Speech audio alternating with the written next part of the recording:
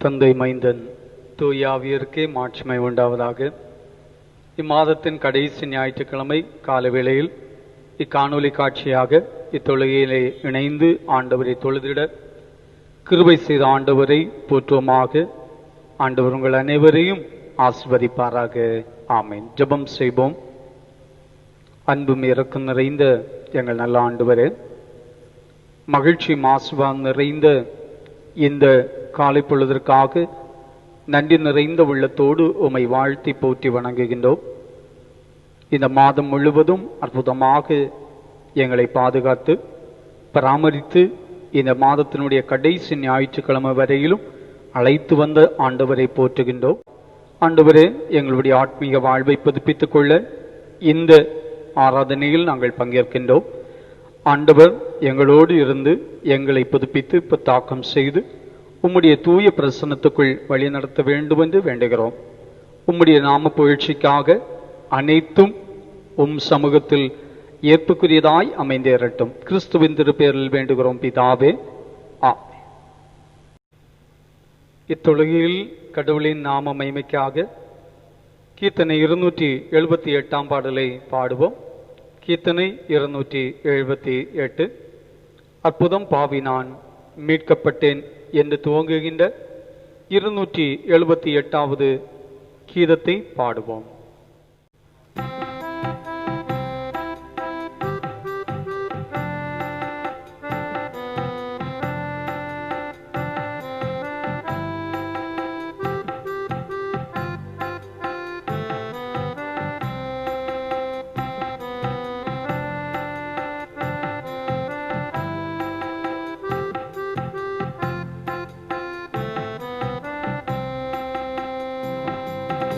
அற்புதம் பாவி நான் மீட்கப்பட்டேன், சற்றாகிலும் கிருபை பெற முற்றும் பாத்திரரான போதும், சற்றாகிலும் கிருபை பெற முற்றும் பாத்திரரான போதும், உலகத்தின் சிற்றின்ப காதல்களும் பலவித மாமிச இச்சைகளும் பாவியன் இதயத்தை வதைத்த போது, பாவ விமோசன கிருபை கோந்தார். பாவியன் இதயத்தை வதைத்த போது, பாவ விமோசன கிருபை கோந்தார். அற்புதம் பாவி நான் மீட்கப்பட்டேன், சற்றாகிலும் கிருபை பெற முற்றும் பாத்திரரான போதும், சற்றாகிலும் கிருபை பெற முற்றும் பாத்திரரான போதும், மாய்மால வேஷத்தை தரித்து கொண்டு வாய் சொல்லால் மாத்திரம் சேவை செய்தேன், நீண்ட ஜபங்களை செய்வதினால் மீண்டும் மோசம் போக காத்திருந்தே, நீண்ட ஜபங்களை செய்வதினால் மீண்டும் மோசம் போக காத்திருந்தே. அற்புதம் பாவி நான் மீட்கப்பட்டேன், சற்றாகிலும் கிருபை பெற முற்றும் முற்றும் பாத்திர தான போதும் சற்றாகிலும் கிருபை பெற முற்றும் பாத்திர தான போதும் நான் செய்த தீவினை உணர்ந்து எந்தன் பெத்தலே பதிலண்டை ஓடி வந்து மைமனஸ்தாபத்தின் அழுகையுடன் ஐய நிரட்சியம் என்றவுடன் மைமனஸ்தாபத்தின் அழுகையுடன் ஐய நிரட்சியம் என்றவுடன் அற்புதம் பாவினால் மீட்கப்பட்டேன் சற்றாகிலும் கிருபை பெற முற்றும் பாத்திர தான போதும் சற்றாகிலும் கிருபை பெற முற்றும் பாத்திர தான போதும் இந்த மாரட்சிப்பை நம்பாயோ நீ வந்து பார்மிப்பரின் சிலுவை அண்டை ஓடுகின்ற இந்த சிவந்த நதி தேடி வருவோர்க்கு உயிரை தரும் ஓடுகின்ற இந்த சிவந்த நதி தேடி வருவோர்க்கு உயிரை தரும் அற்புதம் பாவினால் மீட்கப்பட்டேன் சற்றாகிலும் கிருபை பெற முற்றும் பாத்திர தான போதும் சற்றாகிலும் கிருபை பெற முற்றும் பாத்திர தான போதும்.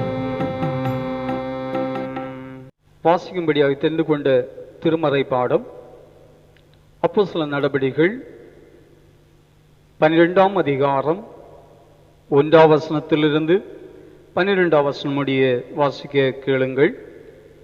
அப்போஸ்தலர் 12 1 முதல் 12 முடிய. அக்காலத்திலே ஏரோது ராஜா சபையிலே சிலரை துன்பப்படுத்த தொடங்கி யோவானுடைய சகோதரனாகிய யாக்கோபை பட்டயத்தினாலே கொலை செய்தான். அது யூதருக்கு பிரியமாய் இருக்கிறதென்று அவன் கண்டு பேதுருவையும் பிடிக்க தொடர்ந்தான். அப்பொழுது புளிப்பில்லாத அப்ப பண்டிகை நாளாயிருந்தது. அவனை பிடித்து சிறைச்சாலையிலே வைத்து பஸ்கா பண்டிகைக்கு பின்பு ஜனங்களுக்கு முன்பாக அவனை வெளியே கொண்டு வரலாம் என்று எண்ணி அவனை காக்கும்படி வகுப்புக்கு 4 போசேவர்களாக ஏற்படுத்தி 4 வகுப்புகளில் வசமாக ஒப்புவித்தான். அப்படியே பேதுரு சிறைச்சாலையிலே காக்கப்பட்டிருக்கையில் சபையார் அவனுக்காக தேவனை நோக்கி ஊக்கத்தோடு ஜெபம் பண்ணினார்கள். ஏரோது அவனை வெளியே கொண்டு வரும்படி குறித்த நாளுக்கு முந்தின நாள் ராத்திரியிலே பேதுரு 2 சங்கிலிகளினாலே கட்டப்பட்டு 2 சேவர் நடுவிலே நித்திரை பண்ணி கொண்டிருந்தான். காவற்காரரும் கதவுக்கு முன்னிருந்த சிறைச்சாலையை காத்து கொண்டிருந்தார்கள். அப்பொழுது கர்த்தருடைய தூதன் அங்கே வந்து நின்றான். அறையிலே வெளிச்சம் பிரகாசித்தது. அவன் பேதுருவை விலாவிலே தட்டி சீக்கிரமாய் எழுந்திரு என்று அவனை எழுப்பினான். உடனே சங்கிலிகள் அவன் கையிலிருந்து விழுந்தது. தூதன் அவனை நோக்கி, உன் அறையை கட்டி உன் பாதரட்சையை தொடுத்துக்கொள் என்றான். அவன் அந்தபடியே செய்தான். தூதன் பின்னும் அவனை நோக்கி, உன் வஸ்திரத்தை போத்துக்கொண்டு என் பின்னே வா என்றான். அந்தபடியே அவன் புறப்பட்டு அவனுக்கு பின் சென்று தூதனால் செய்யப்பட்டது மெய்யென்று அறியாமல் தான் ஒரு தரிசனம் காண்கிறதாக நினைத்தான். அவர்கள் முதல் காவலையும் 2ஆம் காவலையும் கடந்து நகரத்துக்கு போகிற இரும்பு கதவண்டையில் வந்தபோது அது தானாய் அவர்களுக்கு திறவுண்டது. அதில் வழியாய் அவர்கள் புறப்பட்டு ஒரு வீதி நெடுக நடந்து போனார்கள். உடனே தூதன் அவனை விட்டு போய்விட்டான். பேதுருக்கு தெளிவு வந்தபோது, ஏரோதின் கைக்கும் யூத ஜனங்களின் எண்ணங்களுக்கும் என்னை விடுதலையாக்கும்படிக்கு கர்த்தர் தம்முடைய தூதனை அனுப்பினார் என்று நான் இப்பொழுது மெய்யாய் அறிந்திருக்கிறேன் என்றான். அவன் இப்படி நிச்சயித்து கொண்டு மார்க்கு என்னும் பேர் கொண்ட யோவானுடைய தாயாகிய மரியாள் வீட்டுக்கு வந்தான். அங்கே அநேகர் கூடி ஜெபம் பண்ணி கொண்டிருந்தார்கள். இது ஆண்டவரின் அருள்வாக்கு. கிறிஸ்துவுக்கு மகிமை உண்டாவதாக. நாம் யாவரும் இணைந்து நமக்கு தெரிந்த பாடல், திருக்கரத்தால் தாங்கி என்னை திருச்சித்தம்போல் நடத்திடுமே, குயவன் கையில் களிமண்ணினான், அனுதினம் நீர் வனைந்திடுமேன் பாடலை கரவசையோடு பாடின பின்னர் தொடர்ந்து செய்திக்குள் செல்வோம்.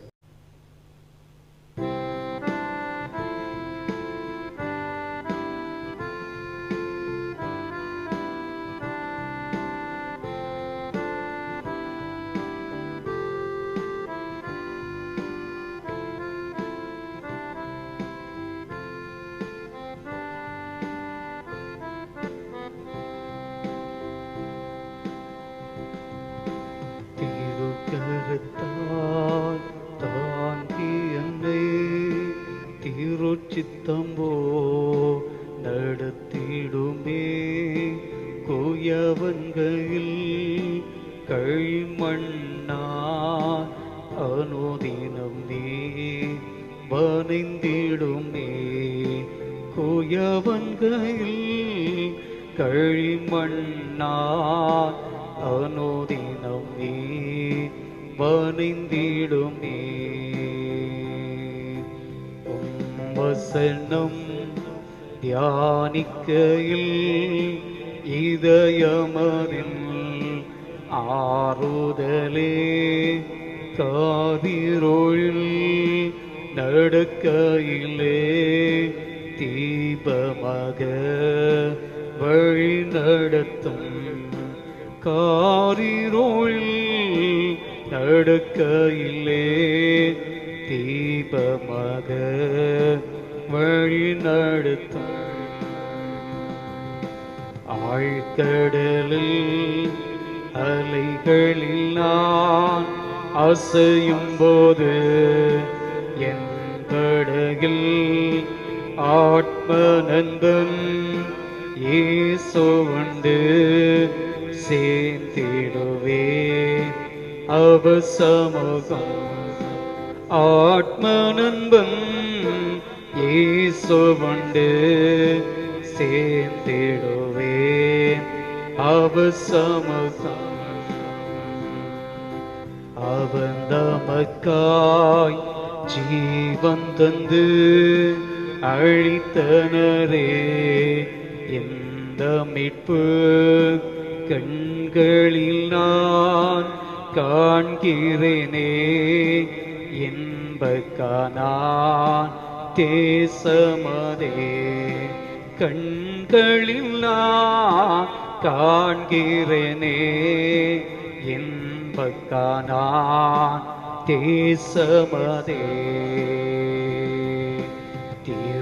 திருக்கரத்தால் தாங்கி என்னை திருச்சித்தம்போ நடத்திடுமே, குயவன்கையில் களிமண்ணார் அனுதினம் நீ வனைந்திடுமே, குயவன்கையில் களிமண்ணார் அனுதினம் நீ வனைந்திடுமே. வார்த்தை என்னும் மன்னாவினால் எங்களை போஷிக்கிற நல்ல ஆண்டவரே, உம்முடைய வார்த்தையை தியானிக்க ஆயத்தமாகின்றோம். இருதயத்தை கர்த்தர் ஒருமுகப்படுத்தும். கர்த்தருடைய வார்த்தை எங்களை புடமிட்டு எங்கள் வாழ்வில் மாற்றத்தை தாரும். திருமறை வசனத்தின் பின்னணி எங்களை புரிந்து கொள்ள உம் ஆற்றலால் எங்களை நிறைத்து வழி நடத்தும். இந்த வார்த்தையை கேட்கின்ற அத்தனை பேருடைய உள்ளங்களும் லீதியாளின் உள்ளம் திறக்கப்பட்டதைப் போல திறக்கப்படுவதாக. சத்தியம் உம்முடைய பிள்ளைகளோடு பேசட்டும். இயேசுநாதருடைய இன்ப பேரில் தாழ்பணிந்து கேட்கிறோம் இறக்க நிறைந்த நல்ல பிதாவே, ஆமென். கிறிஸ்துவுக்குள் மிகவும் பிரியமானவர்களே, நீங்கள் அனைவரும் சந்தோஷத்தோடும் சமாதானத்தோடும் சுகத்தோடும் பலத்தோடும் இருக்கிறீர்கள் என்று கர்த்தருக்குள் நான் விசுவாசிக்கிறேன். கொடிய காலத்துக்குள் வாழ்ந்து கொண்டிருக்கின்றோம். கொரோனா வைரஸ் தாக்கம் பெருகி அச்சுறுத்தி கொண்டிருக்கிறது. ஆகையால் அவசிய தேவைக்கு மட்டும் வெளியே வருவோம். கண்டிப்பாக எச்சரிக்கையோடு கவனமாக இருக்க கேட்டுக்கொள்கிறேன். ஜெபத்தோடு உறுதியாக இருப்போம். கர்த்தர் தாமே நம்மை ஆசீர்வதித்து பாதுகாப்பாராக. ஒரு பட்டணத்திலே ஒரு 12 வயது நிரம்பிய ஒரு பெண் பிள்ளை சந்தோஷத்தோடு விளையாடி மகிழ்ச்சியோடு வாழ்ந்து கொண்டிருந்தது. திடீரென்று அப்பிள்ளைக்கு இருதய வியாதி. அவ்வியாதியினாலே மருத்துவமனையிலே சேர்க்கப்பட்டாள். இந்த வியாதி அவளை தொற்றிய உடனடியாக அவள் மனதளவிலே மிகவும் பாதிக்கப்பட்டாள். வெளியே செல்வதில்லை, யாரோடும் பேச விரும்பவில்லை. ஏனென்று சொன்னால் அவளுடைய உள்ளத்திலே ஒரு பயம். அவள் படுத்திருந்த அறையை வெளியே ஒரு அழகான செடி ஒன்று, அந்த செடியிலிருந்து ஒவ்வொரு நாளும் ஒவ்வொரு இலைகள் உதிர்ந்து கொண்டிருப்பதை அவள் பார்த்து கொண்டிருந்தாள். அவள் உள்ளத்திலே எண்ணம் கொண்டாள், இந்த செடியில் இருக்கின்ற இலைகள் கீழே உதிர்வதைப் போல என்னுடைய வாழ்க்கையும் ஒவ்வொரு நாளும் எண்ணப்பட்டு கொண்டிருக்கின்றது என்று எண்ணினாள். கடைசியிலே 2 இலைகள் மட்டும் அந்த செடியில் இருந்தது. அவளுடைய உள்ளத்திலே இனி என்னுடைய வாழ்க்கையில், உலக வாழ்க்கையில் 2 நாள் என்று அவள் எண்ணிக்கொண்டிருந்தாள். அவளுடைய அந்த எண்ணம் அவளை வேதனையில் உறைய செய்தது. அவளை பார்ப்பதற்காக அவளுடைய உறவினரில் ஒருவராகிய ஓவியர் ஒருவர் அவரை பார்க்க வந்தார். அவரிடத்திலே கண்ணீர் மல்க கூறினாள்,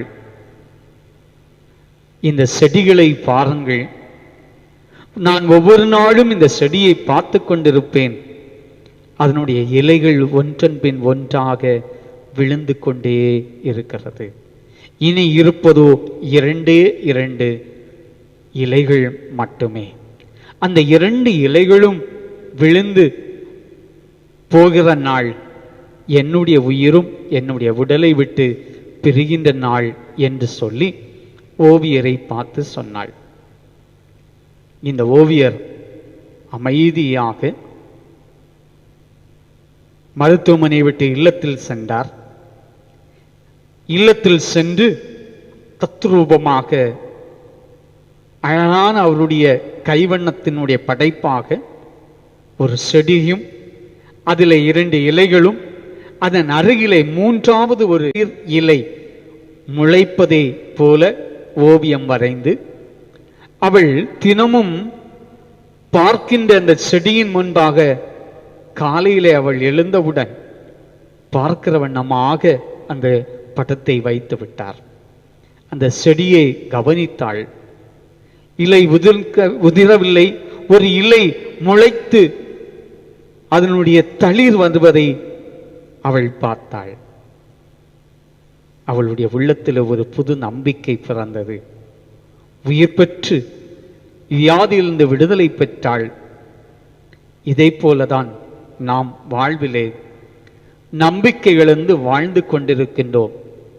இந்த கொடிய காலத்திலே நம்பிக்கையோடு எப்படி எதிர்கொள்வது என்பதை இந்நாள் சிந்தனையாக பாடமாக வாசிக்க கேட்ட அப்போஸ்தலர் நடபடிகள் 12ஆம் அதிகாரம் 1ஆம் வசனத்திலிருந்து 12ஆம் வசனம் அடங்கிய அந்த திருமறை வசனங்களை மையமாக கொண்டு சிந்தனைக்கு சில உங்களோடு பகிர்ந்து கொள்கிறேன். இந்த நாள் ஆண்டவருடைய வார்த்தையை உங்களோடு பகிர்ந்து கொள்ள எடுத்துக்கொண்ட தலையங்கம் சிறையிருப்பை அகற்றி விடுதலை அளிக்கும் ஆண்டவர். சிறையிருப்பை அகற்றி விடுதலை அளிக்கும் ஆண்டவர். நாம் வாழ்கின்ற வாழ்க்கை இன்பமும் துன்பமும் இரண்டர கலந்து சிறைப்பட்ட வாழ்வு வாழ்ந்து கொண்டிருக்கின்றோம். துன்ப துக்கம் என்னும் சிறைப்பட்ட வாழ்வு நம்மை சூழுகின்ற போது வேதனை விருத்தி நம்மை தொற்றுகின்றது. அதனை பொறுத்து கொள்ள முடியாமல் தங்களை மாய்த்து கொள்கின்ற நபர்கள் அநேகர். ஓரிரு நாட்களுக்கு முன்பாக செய்தித்தாளிலே வந்த ஒரு நிகழ்ச்சி, ஒரு தொழிலதிபர் தன்னுடைய உடலில் வந்த ஒரு வியாதியினாலே அந்த வியாதியின் நிமித்தமாய் இனி நான் வாழ மாட்டேன், இந்த வேதனையை அவரால் பொறுத்து கொள்ள முடியாதபடி தற்கொலை செய்து கொண்ட நிகழ்வை செய்தித்தாளில் நாம் பார்க்க முடிந்தது. ஒரு தொழிலதிபரே இப்படி என்று சொன்னால், பிரச்சனைகள் அவைகள் வருகின்ற போது அதை சமாளிக்க முடியாமல் சோர்ந்து போகின்றோம். ஆண்டவர் நமக்கு சொல்லுகிற செய்தி, எச்சூழில் வாழ பழகிக்கொள்ள வேண்டும் என்று அழைக்கின்றார். அப்போஸ்தலர் 12ஆம் அதிகாரம் ஆதி திருச்சபையில ஏற்பட்ட துன்ப காலத்தை சொல்லப்பட்டிருக்கின்றது. ஏரோது ராஜா என்று முதல் வசனம் சொல்லப்பட்டிருக்கின்றது. ஏரோது அகரிப்பா பெரிய ஏரோது ராஜாவினுடைய பேரன். இவர் கிறிஸ்தவர்களை ஒடுக்குகின்ற ராஜா. கிறிஸ்தவர்களை ஒடுக்குவதினாலே யூதருடைய ஆதரவை பெற்றுக்கொள்ளலாம் என்று கிறிஸ்தவர்களுக்கு எதிராக செயல்படுகின்றார். அது மட்டுமல்ல, 2வது வசனத்திலே சொல்லுகின்ற பொழுது, யோவானுடைய சகோதரனாகிய யாக்கோபை பட்டயத்தினாலே கொன்றான். முதல் இரத்த சாட்சியாக இயேசு கிறிஸ்துவினுடைய சீடன் அப்போஸ்தலர்களில் ஒருவராகிய யாக்கோபு இரத்த சாட்சியாக மரிக்கின்றார். இதற்கு முன்பு ஸ்தேவான் இரத்த சாட்சியாய் மரித்ததை குறித்து எழுதப்பட்டிருந்தாலும் அப்போஸ்தலர்களில் இரத்த சாட்சியாக யாக்கோபுதான். யாக்கோபினுடைய மரணம் யூதருடைய இடையிலே ஒரு பெரிய கலக்கத்தை உருவாக்கியது, பெரும் பரபரப்பை ஏற்படுத்தியது. தொடர்ந்து அப்போஸ்தலர்களை எப்படியாவது ஒழித்து கட்ட வேண்டும், தன்னுடைய ராஜ்யத்தை பலப்படுத்திக் கொள்ள வேண்டும், யூத தலைவருடைய ஆதரவை எப்படியாகிலும் பெற வேண்டும் என்று ஏரோது திட்டம் தீட்டுகின்றார். அங்கே பேதுரு சிறைச்சாலையில் அடைக்கப்பட்டிருக்கிறார். எப்படியாகிலும் பேதுருவை கொன்று விடுவார்கள். ஜனங்கள் ஆண்டவரின் சமூகத்தில் போராடி ஜெபிக்கிறார்கள். யாக்கோபை கொன்றதை போல அடுத்தது நானோ என்ற கேள்வி இந்த சூழ்நிலையில தைரியமாக நம்பிக்கையோடு வழிநடத்தி கொண்டிருந்த பேதுவையும் சிறையில் அடைத்ததால் கிறிஸ்தவர்கள் ஏழைகள் பயத்தோடு ஒன்று கூடி ஊக்கத்தோடு ஜெபித்தார்கள். ஊக்கமான ஜெபம் ஆண்டவருடைய இருதயத்தை தட்டிற்று. பேதுருவை வெறும் சிறைச்சாலையில் அடைக்கவில்லை, 2 சங்கிலிகளினால் அவரை கட்டி அவருக்கு 2 பக்கமும் 2 சேவர்களை நிறுத்தி இருந்தார்கள்.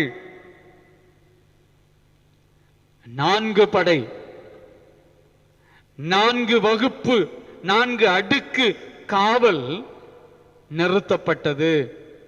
பேதுரு எங்கும் தப்பித்து செல்லக்கூடாது என்று அமைக்கப்பட்டிருந்த அந்த 4 குழு காவல் செய்து கொண்டிருந்தது. பேதுருவை நயவஞ்சகமாய் எப்படியாகிலும் கொன்றுவிட வேண்டும், கொலை செய்ய வேண்டும் என்று சூழ்ச்சி செய்யப்பட்டது.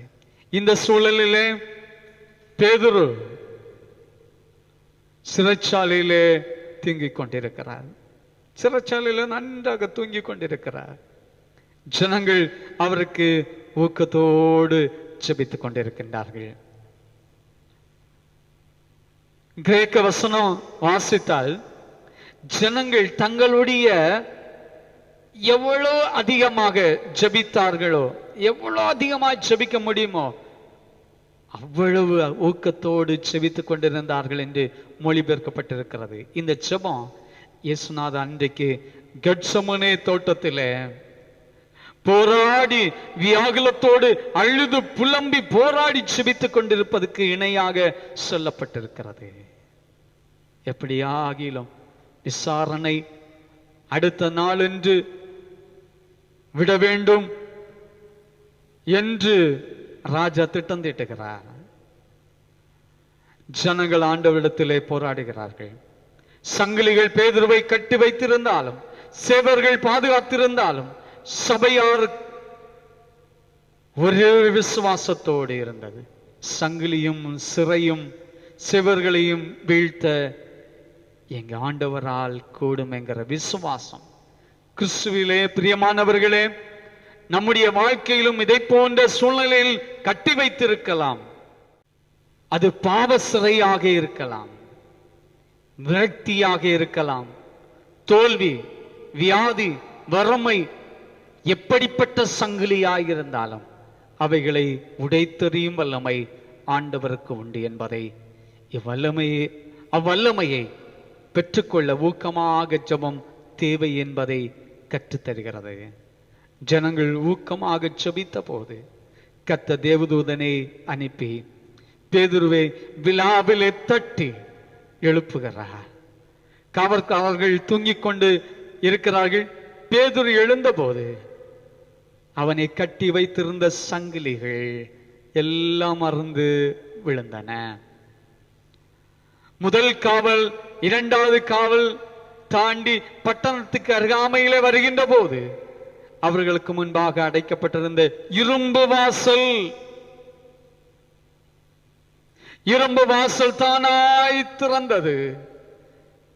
இதை கேட்டுக்கொண்டிருக்கிற ஆண்டவரின் பிள்ளைகளே, நீங்கள் சங்கிலிகளினால் கட்டப்பட்டிருந்தாலும், சேவர்களால் காக்கப்பட்டிருந்தாலும், இரும்பு கோட்டை, இரும்பு கதவு அடைக்கப்பட்டிருந்தாலும் விடுதலை செய்ய கர்த்தருக்கு வல்லமை உண்டு என்று மறந்து போகக்கூடாது.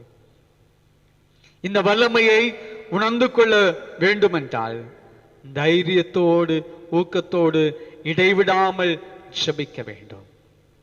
கடமைக்கான ஜெபம், உதட்டிலே ஜெபிக்கிற ஜெபம், ஏனோ தானோ என்று ஜெபிக்கிற ஜெபம்.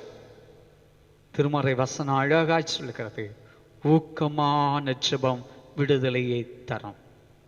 இன்றைய காலகட்டத்திலே கொரோனா வைரஸ் தாக்கத்தினால கட்டப்பட்டு சிறையில் அடைக்கப்பட்ட வாழ்க்கை வாழ்ந்து கொண்டிருக்கிறோம். வெளியே வரக்கூடாது, சுதந்திரமாய் வாழக்கூடாது, பழகக்கூடாது. எப்போது என்ன நேருமோ என்று சொல்லுகின்ற பயந்து கொண்டிருக்கின்றோம். மருந்து கண்டுபிடிக்க முடியவில்லை, இன்னும் பல மாதங்கள் செல்லும் என்று மருத்துவ ஆராய்ச்சியாளர்கள் சொல்லுகிறார்கள். அரசு என்ன செய்வது என்று தெரியாமல் திகைத்துக் கொண்டிருக்கின்ற சூழல், சிறைப்பட்ட மானிட வாழ்வை மீட்க கடவுளுடைய மக்களாக இன்றைக்கு நாம் செய்ய வேண்டியது, அன்றைக்கு ஏரோது பேதுருவை சிறையில் கட்டி வைத்த போது ஏரோதனுடைய கண்களிலே தயவுடைக்கும்படியாக, ஒரு ராஜாவினுடைய கண்களிலே தயவுடைக்கும்படியாய் ஜனங்கள் ஊக்கமாய் ஜெபித்த பொழுது சங்கிலிகள் அறந்தது, கட்டுகள் தகர்க்கப்பட்டது, விடுதலை பிறந்தது. இந்த கொடிய வியாதியிலிருந்து விடுதலை பெற வேண்டும் என்று சொன்னால் ஊக்கமான ஜெபம், இடைவிடாத ஜெபம், உறுதியான ஜெபம், இவைகளை நாம் ஏறெடுக்கின்ற பொழுது ஊக்கத்தோடு ஜெபம் உறுதியான விடுதலை தரும். போராடி வெற்றியை பெறுவோம். கர்த்தருக்கு சித்தமானால் என்னுடைய தொடர்ச்சியை வருகிற நாட்களிலே உங்களோடு பகிர்ந்து கொள்கிறேன். கர்த்தர் தாமே இத்திருவார்த்தைகள் மூலமாக நம் அனைவரையும் ஆசீர்வதித்து பாதுகாத்துக் கொள்வாராக. ஆமென்.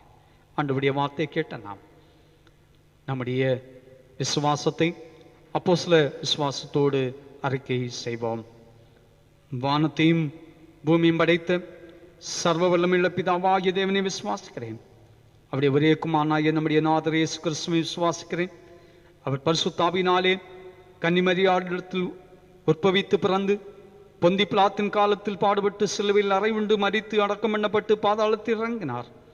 3ஆம் நாள் மரித்தோரிடத்திலிருந்து எழுந்தள்ளினார். பரமண்டலத்துக்கு ஏறி சர்வ வல்லமுள்ள பிதாவாகிய தேவனுடைய வலது பரிசத்தில் வீற்றிருக்கிறார். அவிடத்திலிருந்து உயிருள்ளோரையும் மரித்தோரையும் நியாயந்திக்க வருவார். பரிசுத்த ஆவியை விசுவாசிக்கிறேன். பொதுவாயிருக்கிற பரிசுத்த சபையும் பரிசுத்தவான்களுடைய ஐக்கியமும் பாமன்னிப்பும் மரித்தோர் உயிர்த்தெழுதலும் நித்திய ஜீவனும் உண்டென்று விசுவாசிக்கிறேன். ஆமென். இறை அன்பர்களே, நாம் இப்போது ஆண்டவருடைய பாதத்திலே ஊக்கமாக ஜெபிக்க கடமைப்பட்டிருக்கின்றோம். ஆண்டவருடைய பாதத்திலே நம்மை தாழ்த்தி அர்ப்பணித்து சில ஜெப விண்ணப்பங்களுக்காக உறுதியாக நாம் ஜெபிப்போமாம். ஜெபம் செய்வோம். எங்கள் விண்ணப்பத்தை கேட்கின்றவரே, எங்கள் விண்ணப்பத்துக்கு ஏற்ற பதிலை தருகின்றவரே, உம் பாதத்திலே நாங்கள் நம்பிக்கையோடு வருகின்றோம். நாங்கள் கேட்ட செய்தியின் அடிப்படையிலே பேதுரு சிறைச்சாலையிலே சங்கிலிகளினால் கட்டப்பட்டு காவல்காரர்கள் காவல் நிறுத்தப்பட்டு கொலை செய்ய திட்டமிடப்பட்டிருக்கின்ற அந்நேரத்திலே ஆண்டவர் தம் பிள்ளைகளை மீட்டு ரட்சித்ததை சத்தியத்தின் வழியாக கேட்டோம். ஆண்டவரே, இக்கொடிய காலத்தில் நாங்கள் மனம் நொந்து வேதனையின் உச்சத்தில் நின்று கொண்டு உம்மை பார்த்து நாங்கள் கெஞ்சி முறையிட்டு நிற்கிற இந்த நேரத்திலே ஆண்டவரே, எங்களை கண்ணோக்கி பாரும் என்று சொல்வோமா? ஆண்டவரே, இந்த கொடிய வியாதி உலகத்தையே வேதனைப்படுத்திக் கொண்டிருக்கிற இந்த காலம், அநேக உயிர்களை பழி வாங்கிக் கொண்டிருக்கின்ற இந்த காலம், மனிதர்களாகிய கடவுளின் படைப்பின் மகுடங்களாகிய அத்தனை மனிதர்களும் உணர்ந்து இரட்டுடுத்தி சாம்பலிருந்து அழுது புலம்பி மீட்பை தேடுகிற இக்காலத்தில் வைக்கப்பட்டிருக்கின்றோம். உணர்வோமா? ஆண்டவருடைய வார்த்தையை செவிமடுத்து கேட்போமா? ஏனோ தானோ என்று உதாசீனப்படுத்தி வாழாதபடி, யாருக்கோ என்ன வியாதி வந்திருந்தாலும் எனக்கு என்ன என்று சொல்லுகின்ற சிந்தனையில் வாழ்ந்து கொண்டிருக்கிறோமாம். கண்ணுக்கு புலப்படாத தொற்று வியாதி எப்போது யாரை தொற்றிவிடும் என்று தெரியாத, வகையறியாத சூழ்நிலையில் நிறுத்தப்பட்டிருக்கின்றோம். கண்ணீரோடு ஆண்டவரின் பாதத்திலே கேட்போமா?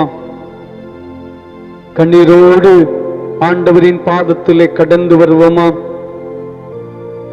ஆண்டவர் இரக்கத்தின் அதிபதி, சர்வ வல்லவர். அவரால் விடுதலை அருள முடியும். விசுவாசத்தோடு நம்பிக்கையினோடு அவருடைய பாதத்தை பற்றி கொண்டு இணைந்து ஒரு மனதோடு ஜெபிப்போமாம். ஜெபமே எங்கள் வாழ்வில் ஜெயம். ஊக்கமான ஜெபம் உறுதியான விடுதலை தரும். இந்த சத்தியம் நம்முடைய உள்ளங்களில் பேசிக்கொண்டே இருக்கட்டும். ஆண்டவருடைய பாதத்திலே கேட்போம். தனி மனித வாழ்வு, தனி மனித சுதந்திரம் பறிக்கப்பட்டிருக்கிறது. மனித நேயம் மண்ணில் சாகடிக்கப்பட்டிருக்கிறது. காட்டு மிராண்டித்தனமாக மனிதன் சூறையாடுகின்ற கல் நெஞ்சர்கள் உலகத்தில் வாழுகின்ற இம்மண்ணிலே நாமும் மானிடர்களாக வாழ்ந்து கொண்டிருக்கின்றோம். நாட்டுக்குள் அமைதி இல்லை. எல்லையில் குழப்பங்கள், தேசங்களில் குழப்பங்கள். இவைகளின் மத்தியிலே வாழ்வோடு போராடிக் கொண்டிருக்கிற நம்முடைய வாழ்க்கையை ஆண்டவரின் கரத்திலே ஒப்புக் கொடுத்து இணைந்து மன்றாடுவோமாம். ஆண்டவரே, என்னை பாதுகாத்துக் கொள்ளும். வியாதி தொற்றிவிடாதபடி என்னை காத்துக்கொள்ளும். தீமை என்னை நெருங்காதபடி தூய் ஆவியர் எனக்கு துணையாக வாரும். உம் கரத்தை பிடித்துக் கொண்டு நான் நடக்க ஆவலாயிருக்கிறேன் என்று சொல்லி ஆண்டவரை பார்த்து நாம் அனைவரும் கேட்போமாம். உங்களுக்காக ஜெபிக்கிற இந்த நேரம், ஆண்டவரே எனக்காக நான் ஜெபிக்கிறேன் என்று சொல்லுகின்றவர்கள் ஆண்டவரை நோக்கி உங்களை அர்ப்பணித்து ஜெபியுங்கள். உங்கள் வீட்டுக்காக ஜெபிக்க விரும்புகின்றவர்கள், ஆண்டவரே என்னையும் என் வீட்டையும் கர்த்தர் மட்டும் கொண்டு வந்ததற்கு நான் மாத்திரம், என் வீடு மாத்திரம் மனதில் வைத்து ஆண்டவர் தந்த மூத்த பெற்றவர்கள், வயது முதிர்ந்த காலங்களிலே அவர்களை கடவுள் பாதுகாக்க ஜெபிப்போம். குடும்பத்தின் தலைவராக, தலைவியாக, வாலிப பிள்ளையாக, சிறு பிள்ளையாக, குடும்பம் என்ற அமைப்பிலே உடன்பிறப்புகளாக வாழ்ந்து கொண்டிருக்கிற இந்த காலகட்டத்திலே ஆண்டவரின் சமூகத்திலே, ஆண்டவரே எங்களை ஆசீர்வதியும்.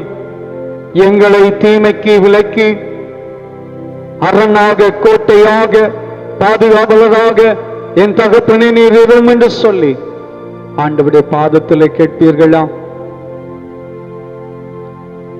கடவுள் சமூகம் என்ற அமைப்பை தந்தார். பல சாதி, பல இனம்,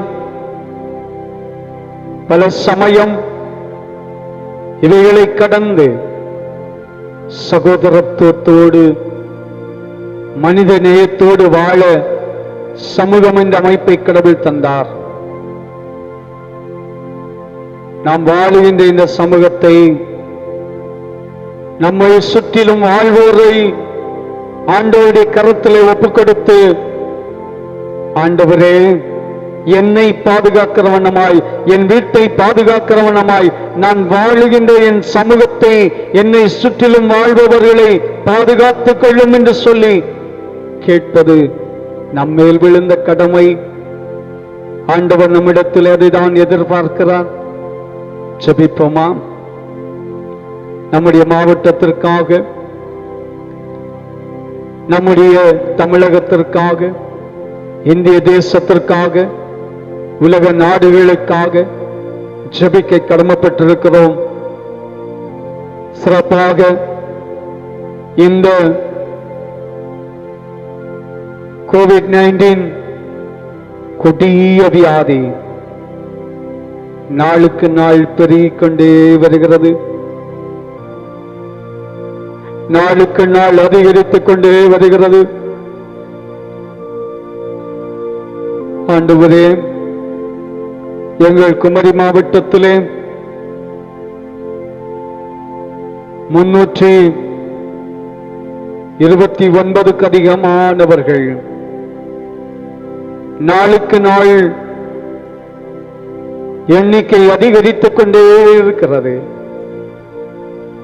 தகப்பனே, விடுதலை தாரும், விடுதலை தாரும்.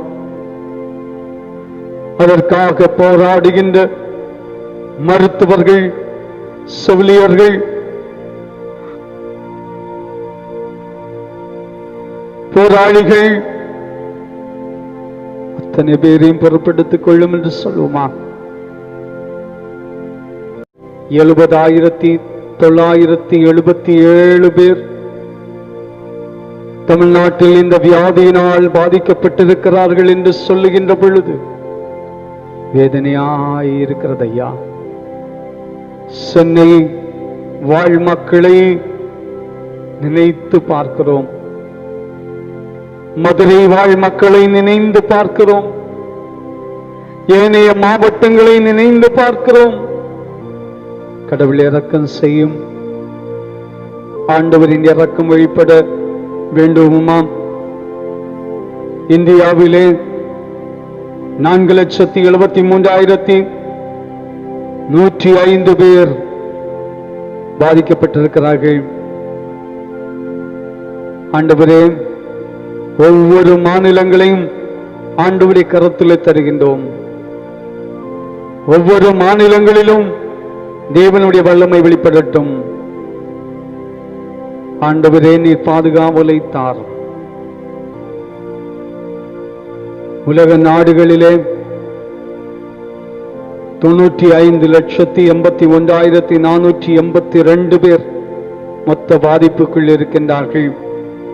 அமெரிக்காவிலே 24,65,748 பேர், பிரேசிலிலே 11,93,609 பேர், ரஷ்யாவிலே 6,13,994 பேர். இப்படி எண்ணிக்கை பெருகிக் கொண்டே இருக்கிறது. ஆண்டவரே, நீர் கிருபை செய்யவில்லை என்றால், நீர் ஞானத்தை தரவில்லை என்றால், நீர் வல்லமையாக செயல்படவில்லை என்று சொன்னால் பாதுகாக்கப்பட முடியாதே. உம்முடைய இரக்கம் ஒவ்வொரு பிள்ளைகள் மேலும் வரட்டும் அப்பா. ஆண்டவருடைய அன்பை ஒவ்வொருவரும் உணர்ந்து, கடவுளே என்னை விடுதலையாக்கும், கடவுளே இந்த வியாதி எங்கள் யாருக்கும் வராதபடி இதை தடுப்பதற்குரிய மருந்தை சீக்கிரமாய் கண்டுபிடிக்க உதவி செய்யும் என்று கேட்போமா. இந்திய சீன எல்லை பகுதிகளிலே எப்போது போர் மூழுமோ என்ற பதட்டத்தோடு இருந்து கொண்டிருக்கிற சூழ்நிலையில நாட்டை காக்கும் பணியில் தங்களை இணைத்திருக்கிற பிள்ளைகள் உயிரை துச்சமாய் வைத்து வேதனையோடு இருக்கிற பொழுது யாருக்கும் தீங்கு வராதபடி கடவுள் பாதுகாத்துக் கொள்ளும். எல்லை பாதுகாப்பு படையிலே, இந்திய ராணுவத்திலே பணி செய்கின்ற பிள்ளைகளை அதிகமாய் கர்த்தர் பொறுப்பெடுத்துக் கொள்ளும். தெய்வமே, உம்முடைய கிருபை இறங்கட்டும் அப்பா. அரசியல் தலைவர்கள் அதற்காக முயற்சி செய்யட்டும். சுமூக பேச்சை உருவாக்குவதற்கு எடுத்துக்கொள்கின்ற ஒவ்வொரு காரியங்களிலும் கடவுளுடைய கிருபைக்குள்ள இருக்கட்டும் என்று வேண்டுவோம். அயல் நாடுகளிலே, அயல் மாநிலங்களிலே வாழ்வோருக்காக வேண்டுவோம். தம்முடைய பிள்ளைகள் அந்த இடத்தில் பாதுகாப்போடு இருக்க யாருக்கும் தீங்கு வராதபடி தேவ கிருபை ஒவ்வொரு பிள்ளைகளையும் தாங்கிக் கொள்ள ஆண்டவருடைய பாதத்திலே நாம் கேட்போமா? வேதனையின் உச்சப்பிடியிலே ஏனைய வியாதிகளோடு போராடி கொண்டிருக்கிற ஒவ்வொரு நோயாளிகளுக்காக ஜெபிப்போம். உன் வியாதியை உன்னை விட்டு விலக்குவேன் சொன்ன ஆண்டவர். ஆண்டவரே, நம்முடைய திருச்சபை பிள்ளைகளும் நமக்கு அறிமுகமானவர்களும் நமக்கு தெரிந்தவர்களும் வியாதியினால் பாதிக்கப்பட்டு வேதனையின் விளிம்பில் ஒவ்வொரு நாளும் வேதனையோடு இருந்து கொண்டிருக்கிறார்கள் என்றால் அவர்களுக்காக ஜெபிப்பது நம்மையில் விழுந்த கடமை. அவர்களுக்காக ஜெபிப்போம். வேலை இழந்து வேதனையோடு இருக்கிற பிள்ளைகளுக்காக ஜெபிப்போம். ஊதியமின்றி வேதனையோடு வாழ்கின்ற பிள்ளைகளுக்காக ஜெபிப்போம். குடும்பத்தின் செலவினங்களை சந்திக்க முடியாதபடி ஒவ்வொரு நாளும் போராடி கொண்டிருக்கிற பிள்ளைகளுக்காக ஜெபிப்போம். பசியோடு பட்டினியோடு பஞ்சம் இவைகளினால் வேதனையோடு இருக்கிற பிள்ளைகளுக்காக ஜெபிப்போம். கடவுள் இரக்கம் செய்யட்டும். எலியாவை போஷித்த ஆண்டவர் நம்முடைய பிள்ளைகளை போஷிக்க ஆண்டவர் சுத்தம் கொள்ளட்டும். ஆண்டவரின் இரக்கம் ஒவ்வொருவருக்கும் வெளிப்பட கிருபை செய்யட்டும் என்று சொல்லி ஜெபிப்போம். ஆண்டவரே, நாட்கள் உம்முடைய கரத்தின் நன்மைகளை பெறுகின்ற நாட்களாய் அமைந்தேற ஜெபிப்போம். வேலைகளுக்கு சென்று வருகிறவர்கள் பாதுகாப்பாக இருப்பதற்காக ஜெபிப்போம். பிள்ளைகளுடைய கல்விக்காக ஜெபிப்போம். பிள்ளைகளுடைய கல்வியின் தரங்கள் என்னாகுமோ அச்சத்தோடு பெற்றோர்கள் இருக்கிறார்கள். எவ்வளோ பணத்தை செலவிட்டு பிள்ளைகளை படிக்க வைத்து பிள்ளைகளுக்கு சரியான மதிப்பெண்கள் கிடைக்காமல் பிள்ளைகளுக்கு எதிர்காலத்தை ஒரு வாழ்க்கையிலே என்ன செய்வோம் என்று தெரியாமல் தவித்துக் கொண்டிருக்கிற சூழ்நிலையில ஆண்டவரே, என்ன செய்வோம் என்று ஆலோசனை கேட்கிற பொழுது கேளுங்கள், அப்போது பெற்றுக்கொள்வீர்கள்.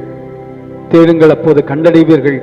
தட்டுகிறவனுக்கோ திறக்கப்படும் என்ற வேத வசனத்தின் அடிப்படையில ஆண்டவருடைய பாதத்தில் ஒவ்வொரு பிள்ளைகளுக்காய் ஜெபிக்கிற பெற்றோரே, ஒவ்வொரு பிள்ளைகளே, ஆண்டவரே, மன உளைச்சலில் வேதனையோடு இருக்கிறேன், பயமாயிருக்கிறது என்று சொல்லுகின்ற பிள்ளைகளே, உங்களை ஆண்டவருடைய கரத்தில் ஒப்பு கொடுத்து ஜெபியுங்கள்.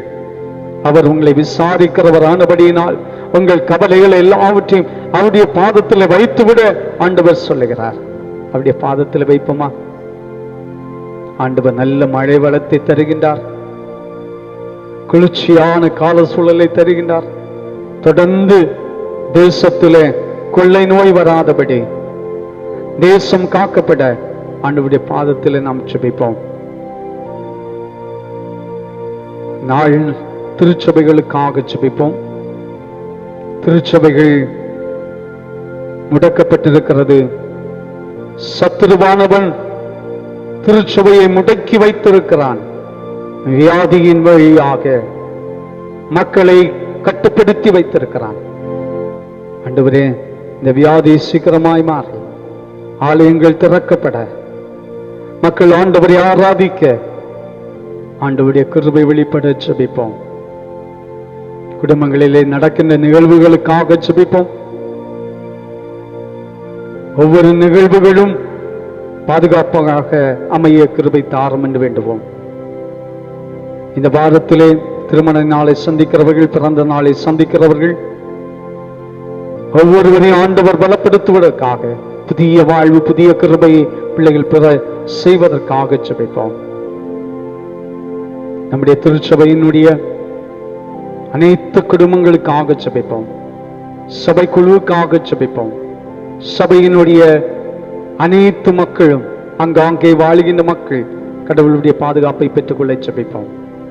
தென்னிந்திய திருச்சபைக்காக, உலக திருச்சபைகளுக்காக, எங்கெல்லாம் உடைய சுத்த சுவிசேஷம் அறிவிக்கப்படுகின்றதோ அங்கெல்லாம் ஆண்டவருடைய கிருபை வெளிப்பட நற்செய்தி நாயகராகிய கிறிஸ்து எல்லாருடைய உள்ளங்களிலும் செயல்பட ஆண்டவருடைய பாதத்திலே ஜெபிப்போம். மிஷனரி இயக்கங்களுக்காக, மிஷனரிகளுக்காக ஜெபிப்போம். கடவுளுடைய பேரிரக்கம் ஒவ்வொருவரிலும் வெளிப்பட கிருபை செய்யும்படியா ஜெபிப்போம்.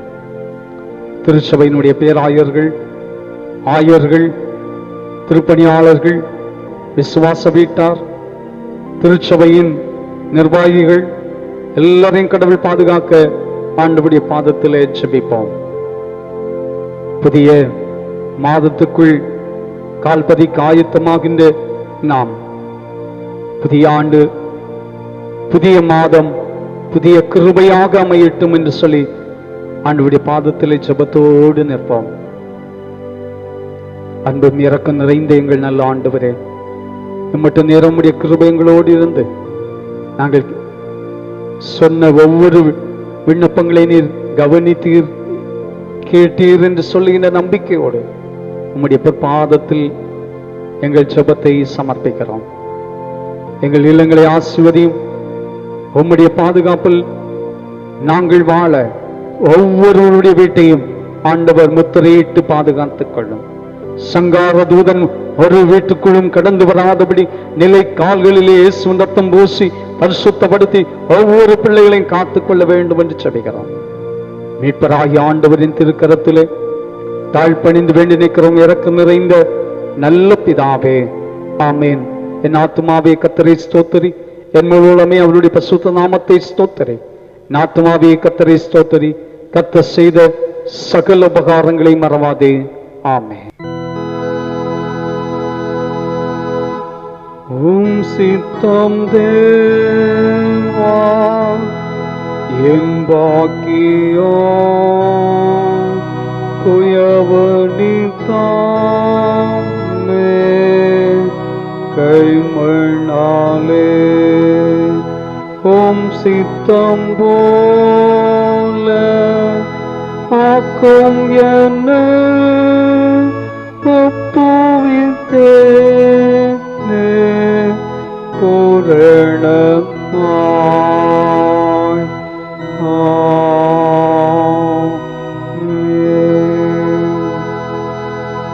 எங்களை பாதுகாத்து பராமரிக்கிற ஆண்டவராகிய இயேசு கிறிஸ்துவின் கிருபையும் பிதாவாகிய கடவுளுடைய அன்பும் பரிசுத்த ஆவியானுடைய ஐக்கியமுறவும் நம் அனைவரோடும் உலகத்தில் வாழ்கின்ற அத்தனை மக்களோடும் நிறைவாய் தங்கியிருப்பாராக. ஆமென்.